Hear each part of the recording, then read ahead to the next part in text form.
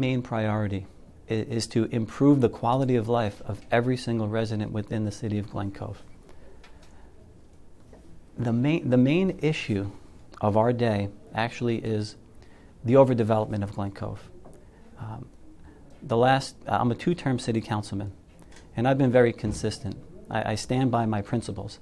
And one of the issues is I would like to stop the overdevelopment of Glen Cove. Now, am I against development? Absolutely not. I am for smart growth, and I'm for responsible development. Now, why is this a quality of life issue? Because the more people that you bring into Glen Cove, the more high-density development that you actually have, the more traffic it's going to create for the city of Glen Cove.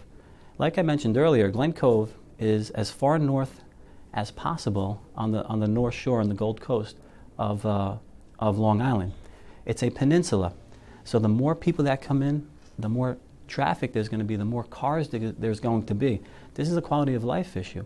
Right now it takes potentially 20 minutes to get from Glen Cove just to get beyond Greenville and get beyond Northern Boulevard. Now we have a number of developments throughout the city of Glen Cove that are slated to go forward. One being the waterfront development, 1,100 units of residential. 1,100 units. The amount of traffic that's going to bring into our city is going to saturate our streets with cars. And it's not only about the city of Glen Cove, it's about our neighboring communities as well. Locust Valley, Glen Head, Seacliff, Brookville, where we already have an issue where we're a bottleneck in Glen Cove. We're a peninsula. This is a quality of life issue. In addition to that, the cost to continue to push these developments forward for the city and for the taxpayers is actually astronomical. The city of Glen Cove, under the mayor's leadership, we're broke. We really are. And we can't afford to go forward as the current plans are in some of these developments because it's going to put such a great burden on our infrastructure. So what I bring to the table is I have some foresight.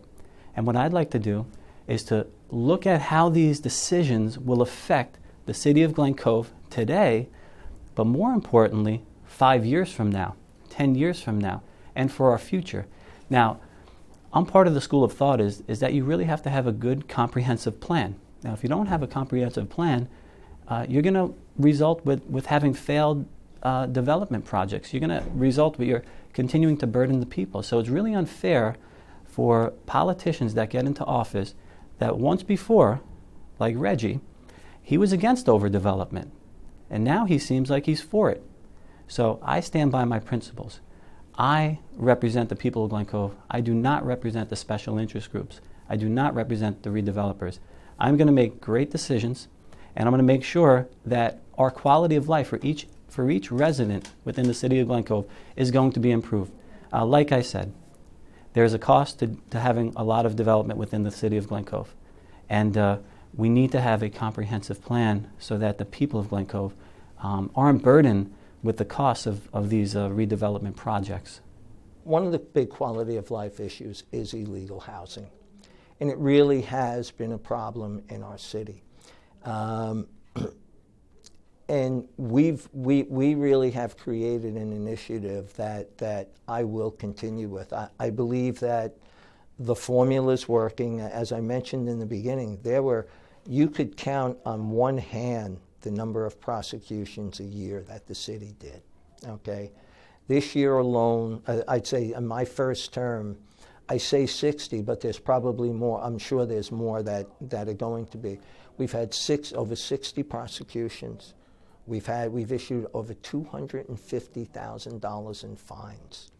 And so, it's important because that's the biggest complaint we have in the community. But now, as the people see that we're really starting to do something about it, they're starting to call more, and we're going out more. So at the end of this year, I'm going to sit down with the police, with our consultant, and I'm going to redo it again because I think we could tweak it even a little bit more, because the goal is really not to collect an unbelievable amount of fines. The goal is that ultimately that there's no fines because there's no illegal housing.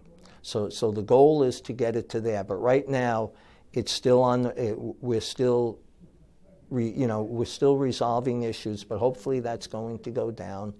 And it's a safety issue for people. It becomes a safety issue, overcrowding.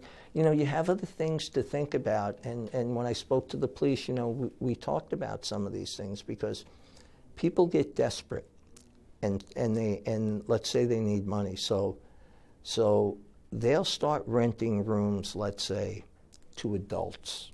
Okay, we have a lot of day laborers in Glen Cove. Okay, so when you're renting rooms to people and you have adults and then you have children in the house, you have a dynamic there sometimes that they don't really know the people and they just want the money and stuff. So you don't want to have any potential trouble situation. So all these different dynamics that go into it. And that's why, and this leads to also affordable housing. You want to try to get some affordable housing there, because these people now, what's happening is when we go in and we have these homes remediated, they're not able to jump around, jump and just go to the next house because we're taking care of business. So it's an interesting kind of thing, and the important thing is that, like I said, it affects the hospitals. They get people going in there, okay, quality of life issue. You have day laborers that go in the hospital. I mean, we have 200, probably over 200 calls a year for public intoxication, okay? Sometimes you have recidivists, 25 calls of one person. So, I mean, these are things that all communities have to deal with, but there are a lot of issues. They affect quality of life. It lowers home values, and issues come out from there. Then people don't want to come into your community. So we're really doing a good job with this. We're really cleaning up Glen Cove from the inside out, and I think we've been very successful with it. And we'll continue that initiative hopefully into the next year if I have that opportunity.